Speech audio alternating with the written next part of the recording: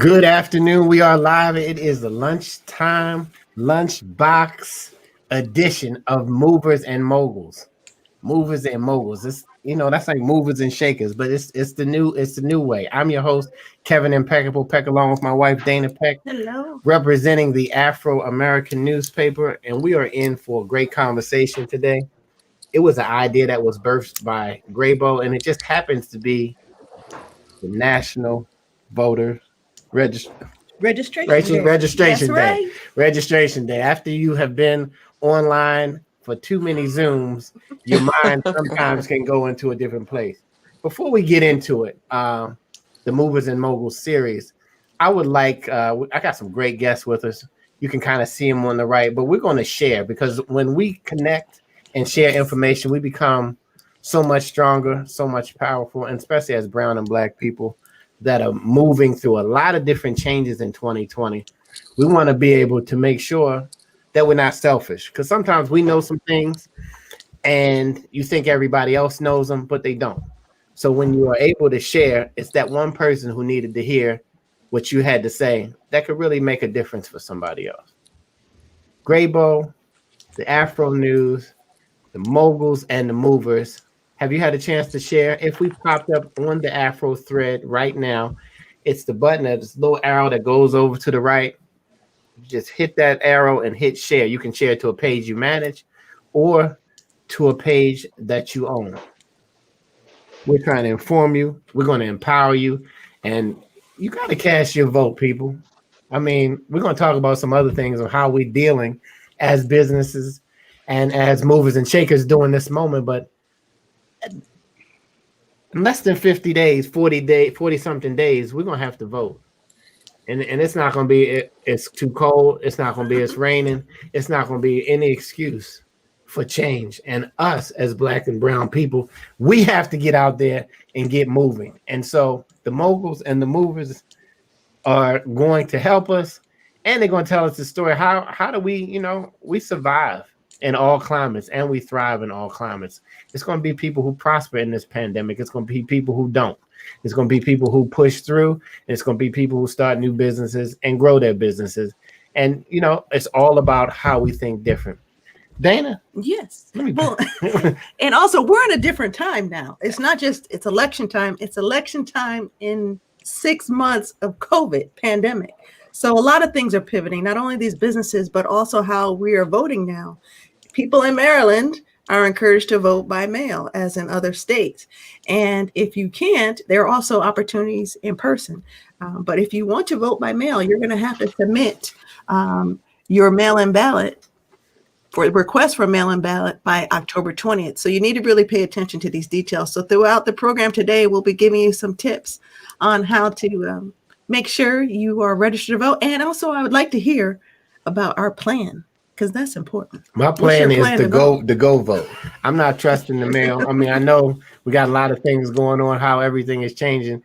And grab our seniors, y'all. Get them to the polls. If they're registered to vote, you might not have called them in a while. Call our seniors and go pick them up. I'm going to tell you this trick. You can jump the line too. If you want to take a senior to vote. That's a whole other story. That's an impeccable tip. Take us. Let me get started with our first guest, Sharon Pender from the CRMSDC. If it sounds like a long word to say, it is, but it felt important and it sounds super important. I know Sharon, welcome to Movers and Moguls. Thank you. We're glad to have you today. I could read this great extensive bio, but I just want the people, since it's live, just to kind of know, your heart, where you're coming from, and what it is that you do. I'm president and CEO of the Capital Region Minority Supply Development Council. And CRMSDC is an organization that's been around actually about 48 years, created on the heels of the civil rights movement in the late 60s, holding accountable corporate America for its spend with minority businesses. So that's kind of it in a nutshell. I've been president for the last 5 years. And our job is to be that nurturing place by which we can help minority businesses build capacity and to marry them up with our corporate members. welcome. You moving and shaking. You guys got to look into it more. CRMS DC, MSDC. You know, I just remember when it was the Maryland Supply Development Council, Ah, absolutely. That and was about 7 years ago when they made the change. and I remember Charlie Owens, Yes. and I also remember, I think someone from Virginia. I can't think of her name. It slips me right now. Oh, probably Tracy Jeter, because they did a merger. Tracy Jeter, right? They merged Who used to work at the Virginia. Afro. So it's a small world out there. Yeah. Okay. Very good. Well, welcome, Sharon. Thank you. Welcome. You're making deals happen, and guys, if you're a supplier and you're doing development, you need to connect ASAP. Next, we have Jeff Bolden. Jeff Bolden from DTLR, which is known around the country.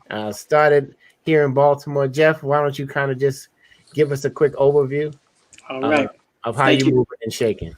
Thank you for inviting me to this. I'm definitely humbled by this. As it says, I'm with DTLR. I'm the executive vice president, the only African American executive vice president within DTLR. Worked my way up to this position, but the thing that really makes me proud is I'm actually in charge of our community activism department.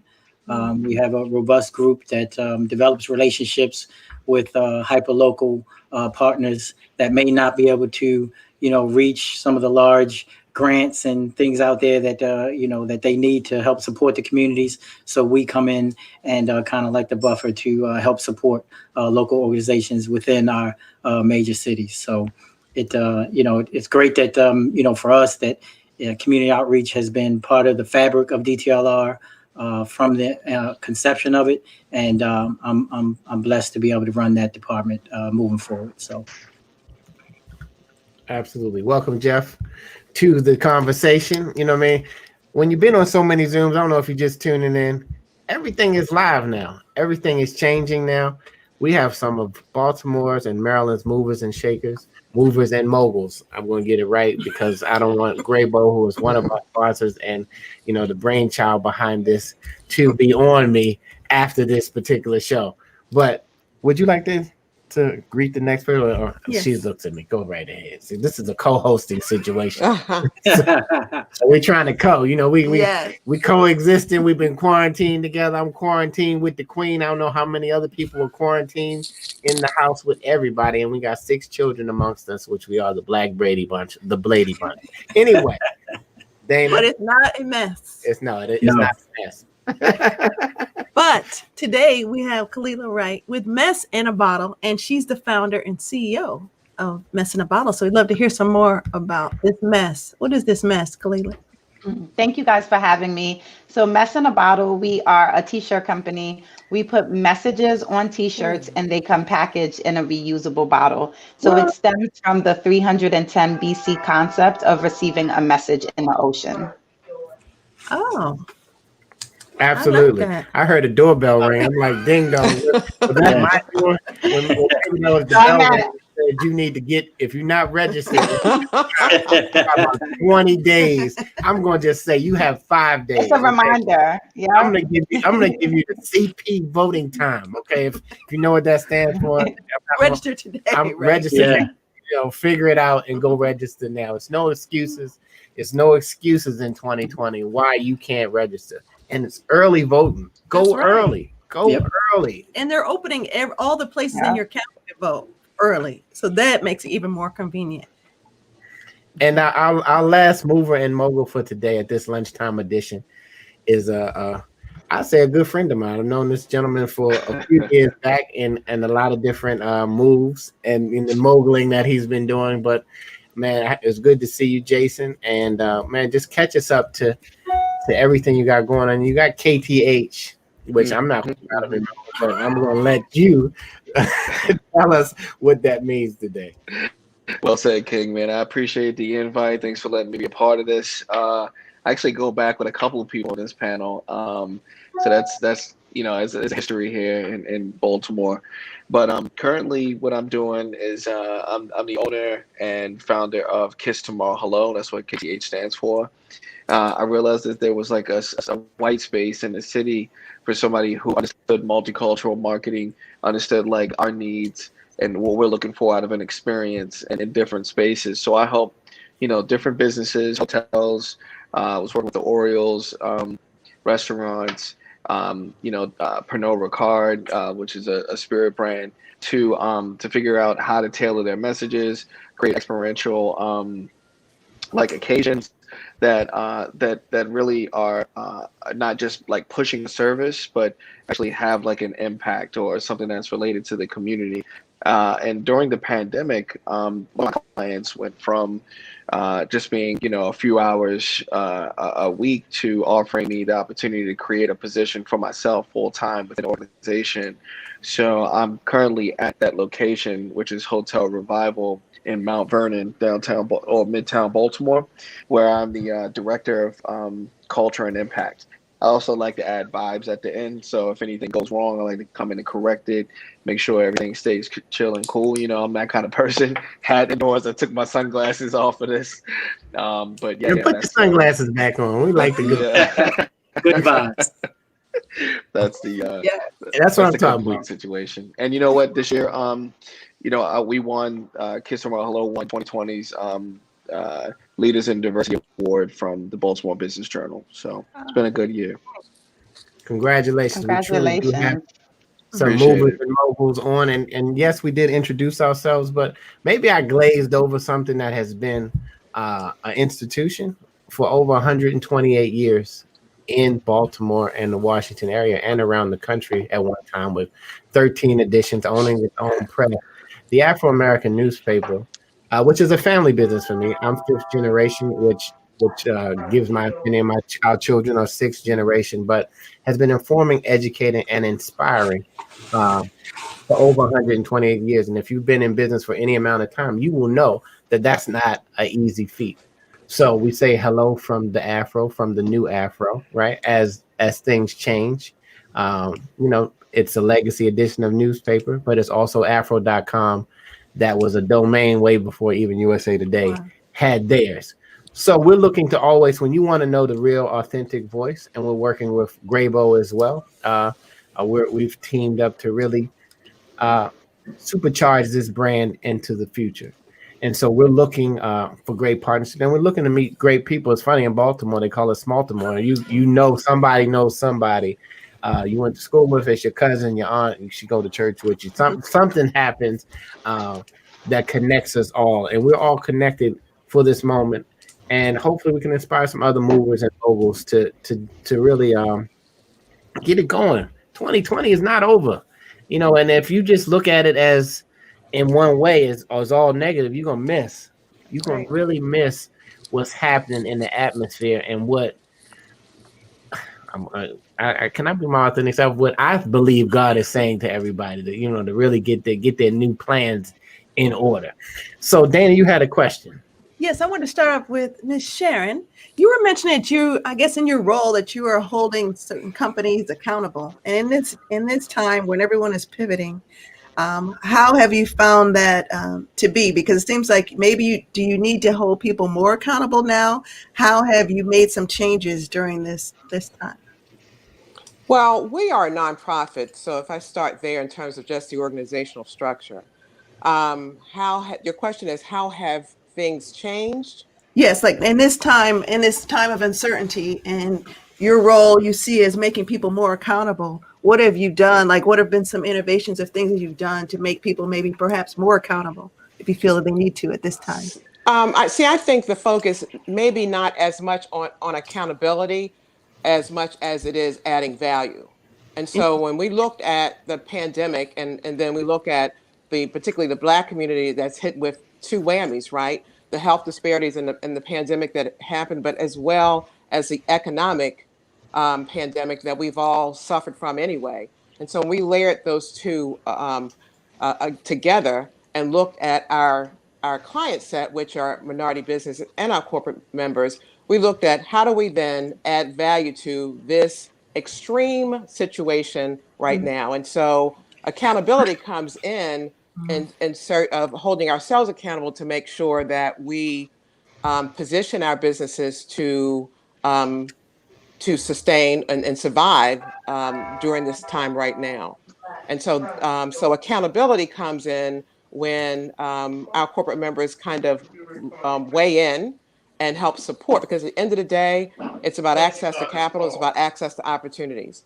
And so if our membership then makes opportunities still available during this time, then there's the accountability. But the accountability for us is to then make sure when we look at our certified businesses, because that's what we do, we certify them, to make sure that they have what they need to survive during this time.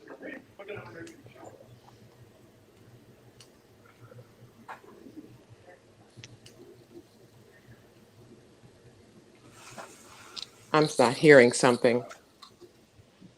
Absolutely, I am on mute. I did that because I kept hearing First, the I thought it was doorbell. me. I was like, either they made 10,000 new doorbells during this pandemic, or maybe mine is ringing. You know, and everybody has front door. This door is open. You know what I mean? We want to know if somebody coming up in our house. Listening too. We got our when ear we listening. sleep. Anyway, that was a faux pas of me. I had mine on mute. I was trying to be politically streaming correct. But anyway, what I was saying is, if you just tuned in, this is the Movers and Moguls Lunchbox series. And we're just having a fireside chat, a little conversation about how do we make it, how do we push through. And it just happens to be that it's on National Voter Registration Day. So if you haven't registered to vote, I mean, you know, I would say shoot yourself, but just go ahead out there and register to vote now, because there's no excuse. If you're over 18, you just turned 18, you need to get out there and get registered, because we need you at the polls in less than 40-something days. So, yes, I had a question, Jeff. Yes. You were mentioning that you're working with a lot of local community organizations, and I'm just thinking, in light of what Sharon was just talking about, holding people accountable, and also how can they add value, you know, the value that these community organizations can add to the community. What kind of requests have you been receiving at this time, and how have you been responding to them? Well, some of our biggest initiatives, of course, tie around voting registration. Yeah. So we've partnered with some larger and some smaller partnerships up and down the 95 corridor. So we're working with the Delta Sigma Theta sorority in the DMV and Philadelphia area to sign up people to register to vote, to educate them with regards to the initiatives that's on the ballots right now. It's not just about the president, but that's a whole nother. I'm gonna stay in the middle on that one, but I could go far. Don't stay in the middle. That's the problem. Yeah, People we need to get some people out. But on the other side, it's just really educating them on what affects them in their local jurisdictions and the importance to vote then. It's not just about the national, it's about every 2 years you need to get out and vote. So working with the Delta Sigma Theta sorority, working with the True Foundation down in Atlanta, and we have some other partners up in Chicago and Detroit that's really just trying to push, starting a few weeks ago, leading into this week, and we'll go forward to the end of registration to really just use our authentic relationships with the community, since a lot of our DTLR store locations are in African American neighborhoods. We have an authentic relationship that we really can have those conversations, educate them on the importance of registering and letting them know that their voice can be heard and they can make change. So that's the biggest partnerships that we're working on right now. We have 40 days to make a difference, but then 2 years from now, we've got to do it all over again. So right now, that's what's really looking at us in our eyes right now. And we're just going to try to push forward and get as many people registered as possible. And then on the 3rd, get them out to vote. That's awesome. Absolutely. It sounds like we got to change some systems. We got to change some ways we do things. I mean, we protest to get people's attention, but we vote and we get in power to really change what's going on. So it's innovation is happening all around. And I feel like, what's your innovation moment? So I like messing about, Kalila. I don't know if you've had an innovation moment during this 2020 season. And if you have, can you share that with us? Sure. So for us, we've actually moved during COVID. Like, it's been kind of, we're pretty close to Jason now in like that Midtown, area, like not far from downtown. So I think that as a retail store and retail space, like we're really just using this opportunity, you know, this unfortunate time to really still plant our feet in the ground. And I think right now, like what COVID has done, you know, and forced us to do is really look at our processes, our procedures, you know, what we're doing, what to do in, you know, in this climate. How can we still service our messengers, like our people who are buying and supporting the brand? You know, what I've noticed is that even though it's a pandemic and there are, you know, so much devastation with loss of life, I think people are still looking for like that hidden like silver line of a message of something beautiful still happening. And so, you know, I think it's been really great to be able to even move and shift our business. We've been exploring. So we launched a vending machine a couple of, you know, like a year and a half ago. And so we've been also exploring, you know, are we going to put out more vending machines? And it's actually going to be a cool thing where now you don't even have to have a retail store and a retail space. Like we can service people and give you a message with our vending machine as well. So I think when it comes to innovation and pivoting, right now is just a really prime time where we're able to, you know, shift our business. We've always been an e-commerce business. So really being able to service people and be able to put these vending machines in different communities and still allow you to shop a t-shirt or even a mask, I think is very important.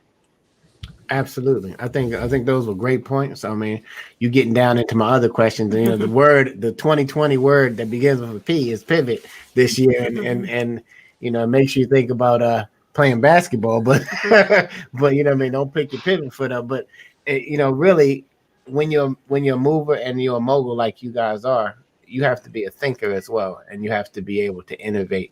And Jason, I'm gonna just bounce it to you. Was it a big innovation moment for you as a company during this season? Yeah, absolutely. I mean, a lot of people think of pivoting as in the business world as something you do when things are going wrong. But you know, you can also pivot when you realize there's a better business model for you to be operating under. And I think that's one of the greatest learning points of this period too is, you know, it's just, you know, being agile, trying to read the marketplace a little bit better, and it's showing like who really has a grip on those kind of like values or like tactics, you know, as a business minded person. So like, you know, originally, you know, my role was kind of started off just about bringing people together, creating these large occasions. I mean, there was one point I was doing events, you know, bi-weekly that was bringing out, you know, 300 to 400 people. So now, like with the pandemic, like that's not the move at all, right? It's they call you a super spreader if you do that now. You know, it's not celebrated at all. So the way we had to pivot, a couple of things, right? It became more focused on the community and whatever their needs were, and having a relationship with a hotel made that very easy because they switched to being a hub, right, where the community could come and get food, fresh produce that was donated to us via the relationships that I had with food suppliers. And then toilet paper was like gold for a little while. So, you know, it was wild, right? You couldn't get it. Only way you could get it was from a corner store, right? That's it. And it was, you know, it was bootleg toilet paper, but it still worked. But you know, at the hotel there was a surplus because there weren't too many people staying in hotels anymore. So we could start to give those supplies out in abundance, right? So it went from that, and then it was like, well, how do we create virtual experiences where we can capture an audience, communicate different, you know, tell different stories, communicate different ideas, and talk about what's going on within the community. And that's when I switched from being physical to virtual, right? I researched what software allowed you to do that for the least amount of cost, you know, because everybody was cost, risk adverse and cost averse at that point. Like we're on StreamYard right now, right? That was one of the applications that I was looking at, and we learned how to do virtual DJ experiences, virtual wellness, yoga, you know, all from different areas of the hotel, highlighting those spaces so that when the time came and we opened back up, people felt really familiar with it, and they were also being entertained and educated at the same time. Absolutely. Thank you. If you just tuned in, we had a question from Velma. She said, Are people outside the U.S. like military being affected by the mail-in ballot snafus? I would imagine they are. But we can look into getting some more information. I guess, it's all about the timing. You have to submit your request by October 20th, and it has to be received dated November 3rd. Mail dated. Yeah, dated November 3rd. For some of us, mail hasn't been used in a long time. Right. And for others, that postmarked, take a picture of it. Let's just put it like that. If you're going to mail something, Scan it. Yeah. and, that's very important to you, one, get it certified, and then take a picture so that you at least have proof. I don't know how this counting is going to go, and it's going to be a recount and probably another recount, but this is the season to push through everything that seems to be an obstacle. It's just like everybody in here can probably admit that they had plenty of obstacles of being in business, being in corporate America, dealing with whatever challenges they had. They didn't quit, or they wouldn't even be here, or they wouldn't be considered a mover and a mogul. So let's keep the conversation going. Yeah. So Sharon, you are fighting to get people at the table, but now we're not really allowed to be at the table. So what did you have to change? What was forced out from your regular business operations? Don't agree that we aren't allowed to be at the table, but in terms of how do we extending the conversation around innovation, just internally as an organization, like a lot of other companies, we kind of just went to teleworking in March. We just shut it down, went to teleworking, and have been actually, it seemed like you worked to death teleworking, but it's been productive in terms of the team. We have 3 areas. We have the council, which is one of 23 across the country, but we also have 2 MBDA centers, and that's funded by U.S. Department of Commerce, Minority Business Development Agency. One focus is strictly on the federal government and federal contracting, and the other one is a business center, one of 37 across the country. And so when we look at the things that we had to kind of do differently, infrastructure-wise with us, but we also had to, and this is all about opportunities for businesses, right? And so when the country shut down or a national emergency was declared in March, one of the things that we had to educate people around is that the federal government is still doing business. It is still spending money. What happens in an emergency? There's a trickle-down effect from FEMA to local organizations. Like in Maryland, it's MEMA. In Virginia, it's VEDM,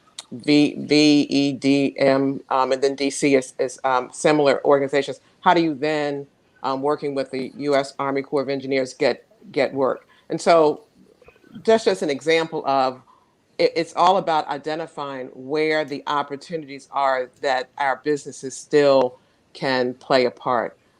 We saw what happened with the stimulus packages and the disparity that happened along with our businesses being at the bottom of the pot because in some cases we were unbankable or we just weren't favored in terms of that distribution. So it was also helping people through that process and finding information about other access to capital, not only through the federal government, but maybe through some local governments as well.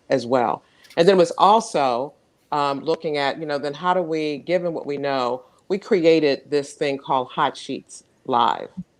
And Hot Sheets was to get pertinent information, terse and to the point to our businesses so they can understand where the opportunities are, where the capital existed, and the other resources as well. And so we continue to do that. We're like in our 10th edition of a newsletter and webinars, but we're also doing some things like looking at some of our corporations now want to help with Black businesses. And so we're looking at programs by which we can help support Black businesses. We'll be rolling something out called the Ultimate MBE Makeover, where we bring in a triage of support to help a struggling business. And that triage will include legal, financial, technology, marketing, all those things that help the survivability of a business. And so just kind of looking at ways of how do we, again, add value and help businesses maintain their relevancy.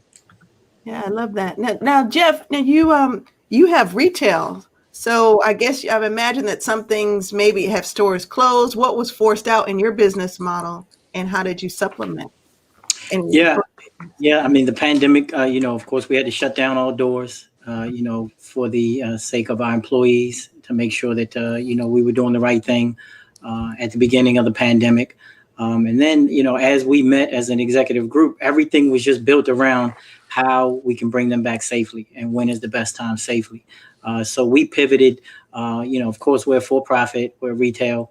So of course, with that, things are based on, profit margins, gross margin, inventory levels.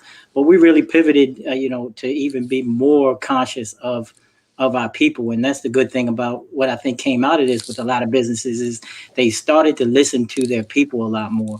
And, I think for us, we came out better and there's still growth there for us to do. But as a group, we needed to make sure that our frontline people, our distribution center people, were in a safe environment and to do whatever we can to make them, feel as comfortable as possible to come back to work.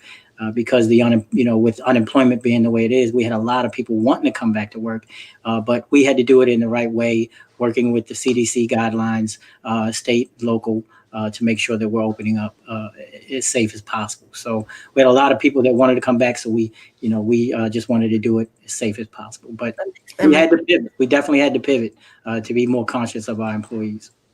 Mm-hmm. How comfortable was the government, the local government, in helping your business? And I can just speak personally. I know Sharon Pender just said of what kind of what she experienced, and how we were kind of at the bottom. Did you guys push for any of that government funding, or were they? No, we didn't. We didn't. As a group, as a leadership group, we felt as though that, there was a lot of businesses out there and more need than we were financially. So we didn't want to dig into that pool of money. That the one thing about that is we decided that as an executive group, and we stood by it. We didn't want to peel off monies that could help some of the partners that we work with in the communities, and it was better for them. So, there was some bootstrap tightening that we had to do. At the same time, unfortunately, there were some losses. We got fat, so we got fat in some areas. So we streamlined that to be more productive. But at the same time, when a lot of those government monies came out, we decided just not to apply. Absolutely. This is the Moguls and Movers. It's Lunchbox. Have you grabbed your lunch? I'm not sure if you have. Have you eaten all day? Because sometimes you roll out of bed and you don't. And you like, wait, did I eat? Because is everybody's clock off, or is it just it's mine? I think I'm on East Coast European time. I'm not. I mean West Coast European time. I'm going to bed at 4:30 every night. I'm like, what has happened over this time period? This is sponsored. This is the brainchild of Graybo. And they gladly bought the Afro American newspaper. We partner on a lot of things, and we want to continue to get the information out there. And sometimes, if you're not talking about something crazy, or if we're not talking negative about each other, it seems like nobody wants to really hear it. But somebody out there, because we're sharing it, share. If you just tuned in, share, man. Share in the conversation. Share that today is National Voter Registration Day. I mean, I guess every day, if you don't have all this stuff on your calendar, it's some national day. Or something pops up. Did you know it was wash your clothes day and night? I don't know. You know what I mean? And some of you might not have known that it was National Voter Registration. And hopefully everybody by the sound of my voice is hearing that. Yes. But Kalila, mess in the bottle. Some good mess in the bottle. All mess ain't bad mess, right? So did you lose? What percentage of clients did you gain or lose during this pandemic? I put it. Honestly, I don't know percentages, but just color it for me a little bit. No, we've done. I mean, honestly, can you guys hear me? Okay. So I think like many other. Okay, good. So compared to some of my other counterparts as well, during the pandemic, like things heightened, things increased, especially for like retail e-commerce businesses. Like we were doing numbers, and it's been it for us being a small business as well, it became, and at one point in time, I was a solopreneur during this pandemic because we had to send everybody home. So, it was overwhelming because I was the person doing all the shipping, trying to bring everything to the post office, trying to, keep things together as the business because, we were forced to kind of close. And so I think that it was overwhelming, but it, especially at the start of the pandemic, a lot of people were frightened. They didn't know what to expect. But I think that just keeping a level head and kind of making sure that, we knew what we wanted for the business, having some people work virtually and keeping things going. I would say that we really definitely increased significantly through the pandemic. That's excellent. Yeah. And does your mindset play a part? Jason, I know you're a big connector of people. What has been your mindset during this change in business? You're on mute. Well, as you should be. Honestly, what I mean? As you should be. So sometimes we I know, get right? caught on these lives or quote unquote Zoom on mute, but as you should be. It's certain live streaming etiquette. Don't eat fried chicken on Zoom, or don't even just smack and mute your mic, okay? Mute your mic. Listen, all this lunch talk is giving me anxiety. I'm starting right now. Honestly, I kind of want to address a little bit of the question that you asked Kalila. Like, we lost probably I started the business in January officially, but I had already established a lot of relationships with the clients that I had brought on. So immediately I had signed let's say 10 massive clients like Orioles, like Jameson, work with Visit Baltimore on a South by Southwest execute that project that they were going to do down at the festival in Austin. It was started off just like everybody else thought to be the best year, like in forever, right? But I ended up losing probably 9 out of those 10 clients, and really, where I put my headspace at was like, what do I have to do right now in order to, deal with this mentally, right? Mourn a little bit over what I could have had, and realize like I have to do something now in order to stay alive. So, I slimmed down a little bit. I had 2 employees that I just brought on. Unfortunately, I had to let them go. And really just start to focus more on like what was relevant in the market. You know what I mean? Like, I imagine that, the Kalila's business probably picked up because it was like a big trend on like supporting Black-owned businesses, women-owned businesses. For on this end, it became the perfect time to talk about what people needed, like what the organization should be doing. Like, should this hotel or some part of the hotel, move their money from one of the bigger banks and put it into one of the Black-owned local banks, right? Giving them more lending power. Should we be looking at things like how to pay fair wages so that nobody in a hotel is paid below minimum wage, not even like valet or bartender, which is traditionally like, $2 to like $8 or something like that, right? Like, who do we buy our products from? Are we buying them from Black business or minority businesses, BIPOC businesses? When we look at like who's supplying the toilet paper, who's doing the linen. So, it created a conversation that was right on time and developed a whole new focus and mindset that took me away from that business that I lost and the things that could have been, and gave me hope for what is about to happen. I would like to comment on that also and piggyback on Kalia and Jason, is that, as a business and having the opportunity to really be a place where African-American entrepreneurs can place their items, T-shirts, shoes. We were a proponent of working with smaller African-American apparel lines prior to the pandemic, but it has heightened. I will definitely piggyback on that, with the social unrest and with the, businesses, a lot of the young African-American businesses needing brick and mortar along with their online platform.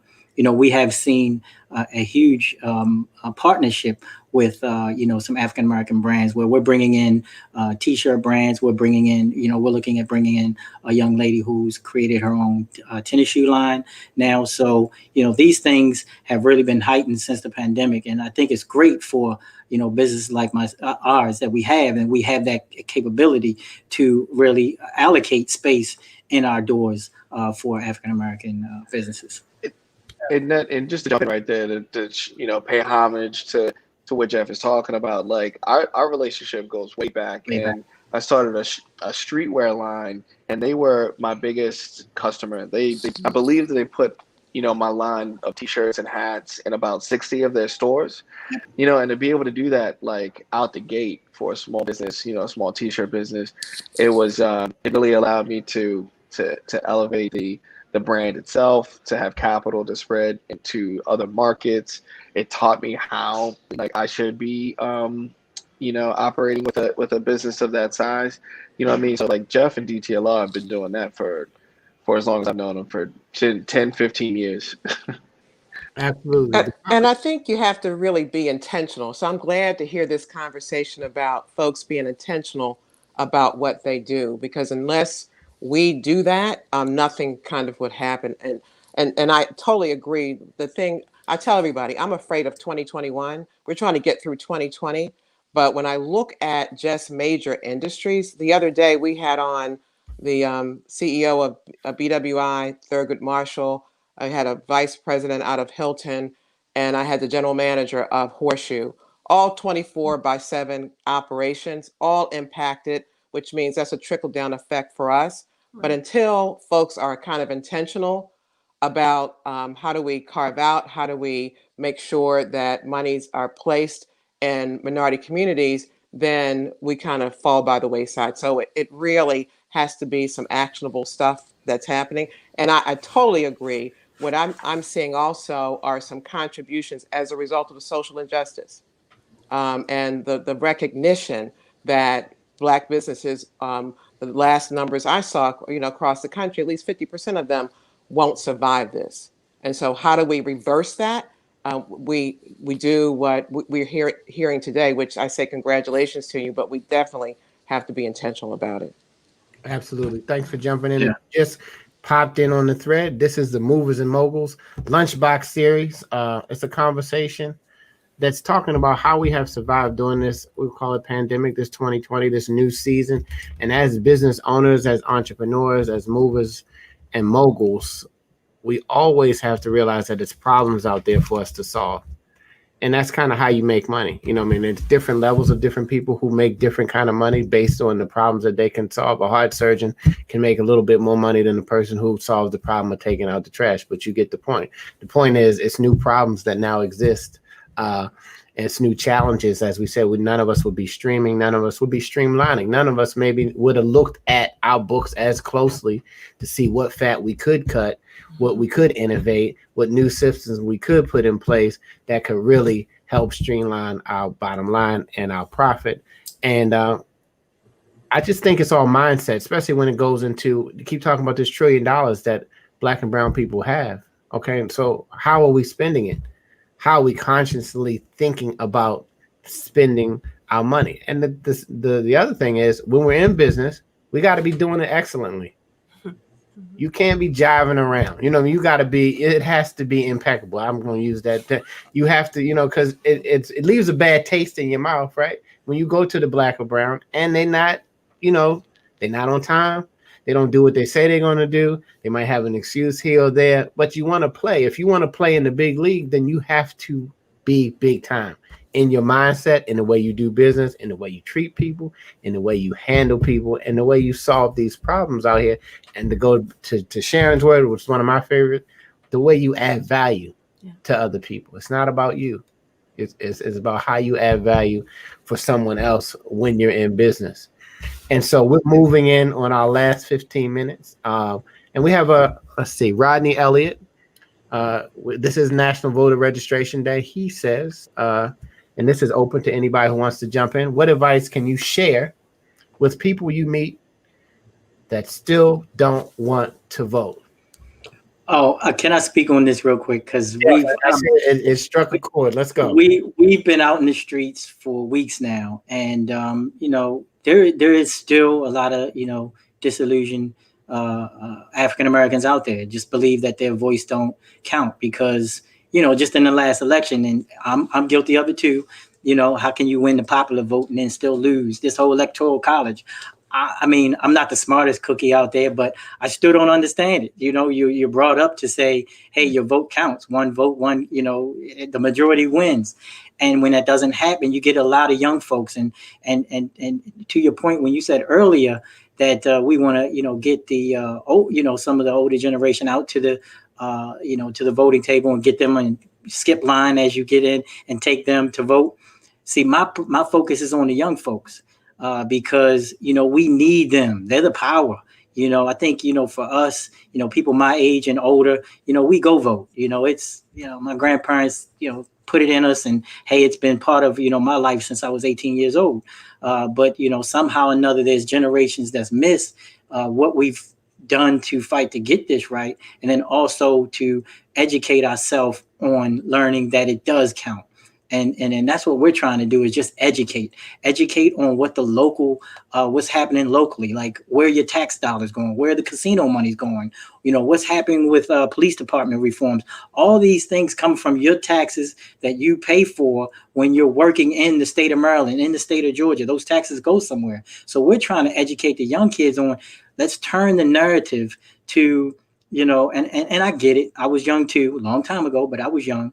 That we have to change the narrative, and with regards to the anger and the feeling that you can't do anything with your vote where you can. So let's educate them on what's going on. So it is tough. We've been out there. We've been at our store in PG Plaza. We've been at our store down in Atlanta in Camp Creek. We've been at our stores up in Grand River, up in Detroit. All neighborhood stores, all really dealing with that has great relationship with the community, young African American brothers and sisters. It's a lot of anger out there, but we try to turn it, educate them, try to flip that light switch on, saying how you can affect and what's happened in the past to make sure that you understand what your responsibility is moving forward. So it's been tough, but I think education, reinforcement will get us through. And that's really what we're trying to do, is just educate and reinforce the positive. So let me hear what I'm saying hear what you're saying to Rodney's question, Jeff. He's running into people who say that they're not sure if they're going to vote or they're not going to vote. And I'm saying that everybody has a story or you're saying that everybody has a story that resonates with them on why they should vote. On the Afro Live, we had Dr. Elsie Scott, who runs Ron Walters over at Howard University. And she was talking. Okay, there we go. Don't get us started, because a ringtone or a college can make somebody just shout out something. Yes, I'm sorry. But she basically was saying that her father got shot dealing with voting. And they even had a Freudian slip and said they had practiced that. They had practiced shooting at his car. But when they practiced how they were going to shoot, because all of them were in the car, all the kids were in the car, they practiced on a flat surface. But when they actually had him, it was a little incline. So they missed hitting him where they were supposed to hit him. He didn't die from the shot, but that experience, you got to go back in history sometime. And I think the younger generation is interested in history because they repeat some of the history. And some of them are out in the street just because they're out in the street and they want to go do something. And then some of them are out, know exactly what's happened. And I think it's us helping with those stories to really what will connect with them that will say it's so important to vote. Jason. Yeah, I mean, just like a quick, note, like if it wasn't important, people wouldn't have fought for it in the first place. If it wasn't important, there wouldn't be pickup trucks with Trump flags blocking the way to the voting booth. If it wasn't important, it wouldn't be gerrymandering and like moving the voters. If it wasn't important, they wouldn't be trying to change, voter laws. If I can go down this list a million times, and there's a lot of people who do say, they're not going to vote because their voices are heard. But there is a role to play. And if you're not going to do that, like, well, what role are you playing? Like, it's not like you're doing a trade off. You're just saying, I'm not going to participate. I'm not going to do anything. Are you saying you're not going to just participate in the presidential election because you don't feel it counts because of electoral colleges? But I mean, once you research that, you find out like the electoral colleges were assigned because those areas had the largest participations of voting. When the Republicans established that whole system.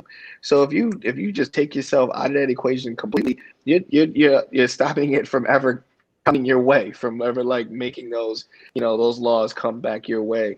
And like, if you're not going to do presidential, at least do local. Jeff hit the nail on the head a couple times.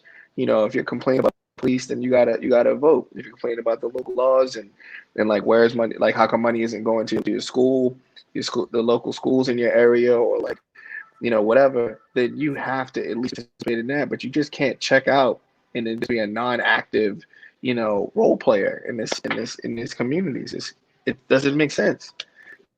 Absolutely. This goes back to the story. I'm liking that you brought up the word gerrymandering. I mean, that's just kind of a word that goes over everybody's head, but they are fighting hard to keep us from getting there. And some people, if you say, some kids, you tell them don't do that, they do it. You know what I mean? Don't touch this. If you say don't, then they want to do it. Now, if you say do, then they don't want to do it. I don't know what the psychology is behind that, but that was a great question, Rodney. Thank you for asking. We got the last 10 minutes, and I'm going to bounce the question to everybody. And you said about pivoting in this last quarter. You can finish strong. What is your outlook for this fourth quarter? I'll start with you. Who's ready? Y'all all looked up in the sky. I'll go right, ahead. go ahead, Kalila. Yeah, so this is kind of my first time, like, really Black Friday. I'm sure Jeff, he's all ready to go, but this is my first time, like, really early Black Friday planning for my business. And so, we've imported over 50,000 bottles internationally so like, we're super ready. We've been getting product together. My building is in a storage facility. So I've been also using this opportunity to really, like, store extra t-shirts, store sweatshirts, and like, we are ready. And so I think I think everyone can sell something. And as I think Miss Sharon mentioned as well, is like, people want to support Black businesses.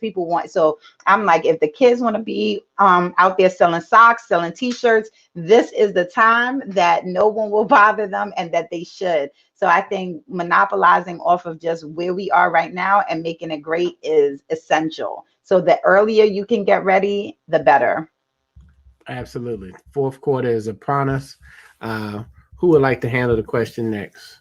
How are you moving forward? How are you planning what's your outlook on this fourth quarter? Are you planning to finish strong, or are you getting ready for next year already? Yeah, on our behalf, it's a lot of our business is based on our partnerships. A few of our partners, of course, like Nike and Brand Jordan. We meet with them on a regular basis, and some other apparel lines. So with the pandemic, the distribution pipeline shrunk because a lot of goods couldn't be shipped over. There was a lot of delays, a lot of elimination of some product being actually produced just because they thought the pandemic was going to last longer. So for us, we're gonna keep it lean. We're gonna keep it tight. We're gonna continue to chase product as far as we can. Probably looking into the first and second quarter of 2021, we'll continue to chase product and work with local vendors who produce their goods in the United States, where the turnaround is a lot faster. And with businesses like Kalila, I tell you, your vending machine one is that idea is off the charts. I love that. I think you got a great opportunity there because. Thank you. If you want to put any in DTLR, just let us know. Get my number. Let's talk. I think the innovation and how you can move for the fourth quarter is going to be different. The holiday season is going to start earlier. Sales are going to start. It's not even going to be Black Friday. It's going to be Black November 1st. So for us, we're getting prepared for that. just because of the social distancing. We're going to look at how we're going to, look at our store hour mandates, and then make sure our people are safe, make sure they're comfortable, have an open dialogue with them. And just, right now it's survival. We're surviving the fourth quarter because it won't be like last year. And, we'll look forward to just being stronger in 2021. Absolutely. Survival. That's what we do. You move, you pivot, you survive, and you thrive. And Jason, I like Jason. Jason like in church and in school. I love it. You just that might be me screaming etiquette just a little. Okay. You know what I'm saying? No, but honestly, like one thing I had to realize is like, for the people who have weathered this storm and stayed active, you might not realize that you are now like a new kind of expert. And what I mean by that is like not a lot of people have figured this out, and I was talking to a friend of mine, she's in retail, and she was like, I don't know, retail business might be dead for the segment that I work in, like where do I go from here? I'm like, well, listen, like there's a lot of rich people out here that might need a personal shopper, and like you could potentially do that because you understand the customer's mindset. You have those relationships already. Tap into that. And then I was like, oh, wait. Like you don't be the personal shopper. You teach other people how to be personal shoppers because you're the expert in what this looks like because you've been doing it for the longest. Even if it's 3 months, you're the only person who has been doing this, in this area. So like really like understand like where you take a different evaluation and lens as to like how you see your skills now, like your knowledge and how valuable they might be to somebody in the world for from the consumer marketplace all the way up from business to business. Like you might be the person they're looking for right now. Absolutely. You are the person they are looking for. That's why you got to share it. You got to share your information. And when you're in business, you got to open your mouth. Mm-hmm. Nobody knows what you do, and your mouth is in social media. Your mouth is in these lives. Your mouth is in every branding opportunity that you have. Open your mouth about what you do because you never know. Kalila and Jeff now connected. Okay. She's like, feel free to get me in the store. No. Can we get in the store? Yes. Okay. I got you. You got to connect right there. And that's what it's all about. That's how we do it. It's called network. You throw out a net and you make it work. So the same question for our illustrious CRMS DC. Okay. Oh, thank you. And I'd like to stay connected to all the folks as well. As a nonprofit advocacy organization, fourth quarter looks like for us, and what's going to be really telling and impactful is who sits in the White House and who sits in our local jurisdictions, whether it's a state level or local level. That impacts us because public policy dictates the behavior in the marketplace. And so when we talked about the importance of voting, it defines the culture of the country in terms of how, as minorities, we're treated. And so fourth quarter for me is going to be very telling in terms of the future around our existence. And so that is why voting is important because if it's not for advocacy organization, if it's not for public policy, people would not do business with minority businesses. And so having those things in place, having things legislated, having goals set, all those kinds of things are extremely important in terms of how we march in the future, because without it, people won't care. Boom. The mic has been dropped, y'all. If without it, people won't care. If we don't make noise, they don't care. If we don't legislate, they don't care. And if we don't vote, they definitely don't care. And we got to deal with another 4 years of what we've been dealing with. And if you're happy with that, then anyway, nobody's smiling. So you go vote. Dana, let's give me some numbers and some help about what we're dealing with the national voter registration. Yes. And, I love what you said is that who's elected is going to impact our future. So we can't emphasize the importance of voting enough. And, do you know in 2016, only 59% of eligible Black voters voted? And so today and every day, we're going to continue to get more people to vote, more people of color to vote, because it's that important. And so in order to register to vote, you need to register by October 13th. And then in order to receive your mail-in ballot in time, you have to request that by October 20th. So we got October 13th if you haven't registered. October 20th is the deadline to get your mail-in ballot. And of course, election day is November 3rd. But early voting. I mean, newsflash, Yes. that number is wrong. I just What? read that it's September 30th that you have to get it in. I'm Oh. giving you the real time. Oh, I got to give you some cushion. Oh, right. Okay, You're to giving me a mess up. cushion. All right, get it in as soon as possible. You know, I mean, I want to. You know, some people you got to manage there because they're always late. They're just always Right. late, and they think they missed something. So it's the 30th for you. If you're always late, if not, it's the other date that Dana said. Go ahead, Dana. I'm sorry. Right. What we may take advantage of is early voting. So early voting in Maryland starts October 26th. And you can vote anywhere in the county. There is no excuse. Anywhere in the county you can vote. And of course, November 3rd is the actual election day. Do you guys remember going to sleep 4 years ago and waking up and being completely shocked? We don't want that to happen again. Shocked. It was a joke. I think everybody was like, let me change the I'm channel. I thought it was April Fool's. April Fools in November, right? It was Trust me, they were shocked. They Yeah. didn't think they were going to win. But this is no joke. This is important. So we're telling you and encouraging you to vote and to bring someone with you. And we've been on different lives with different people. And what I love is that have a plan. What is your plan? When do you plan on going? Where are you going? Who are you taking with them? I love to take my kids to vote. We have a great time when we vote. They want to know and see what's happening with the voting. I have a little voting story too. I went to Liberia in 1997 to help monitor the elections through the Carter Center. People walked for days through the bush just to put their fingerprint to vote for president. There is no reason why we can't vote. We got to vote. Absolutely. This is Movers and Moguls. It's the lunchbox, and everybody who's moving and mogling, we know we got to get back to whatever it is that you have to get back. We thank you for stopping in. This has been a Graybo and Afro American newspaper sponsored event where we're going to inform, educate, inspire you. Look forward to other kind of sessions like this with different people. Keep up, share this, start a watch party. If you know how to start a watch party, you guys connect. Khalil and Jeff connect. Sharon, nice to meet you. Keep advocating. Jason, keep innovating. We're going to keep moving forward. I'm keeping up with what you guys are doing. I got to now buy a shirt from Messing About. We have to support each other. We all have to begin to circulate our money where our mouth is and just not talk about it. Right. Let's do it and share it with somebody. And for Rodney, listen, you keep telling stories, man. For those who don't want to vote, it's people who don't like R&B music. They only like country music. And I don't care what you say to them, they're going to always like country music. So it's going to be people out there who are, when their mind's made up, that they're not going to do something, they're not. But it's good that you encourage them to do so, and just how important it is to legislate and to really vote during this period.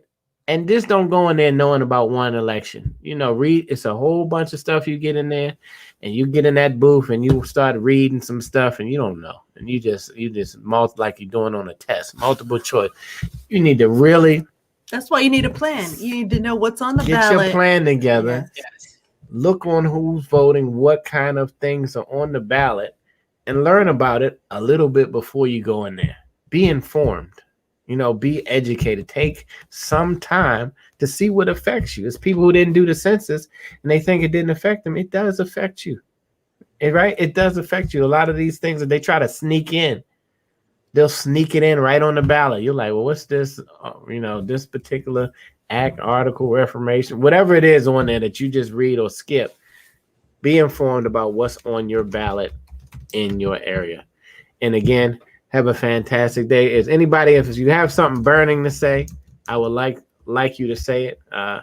Other than that, I would like to thank you on behalf of the Afro American newspaper. And if you're looking, we've gone to a membership model. We used to have papers and 7-Elevens all over the whole city in stores. But once the pandemic hit, it pushed us, a 128-year-old newspaper, which we call ourselves a media company, to now have a membership model. So that's what we changed. I don't think I shared that with you.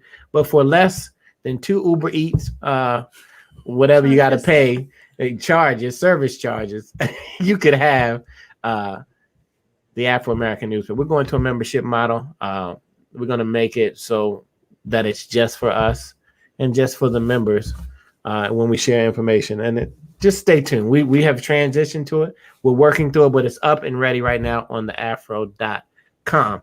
I don't know if Esther or wants to jump in or say something from Graybo, but if not, you guys have a fantastic day. Thank you for sharing. It's good connecting with you. And I will ask them to put us on the email together so that we can continue to connect and we can hear the stories as they progress and how strong you finish in the fourth quarter.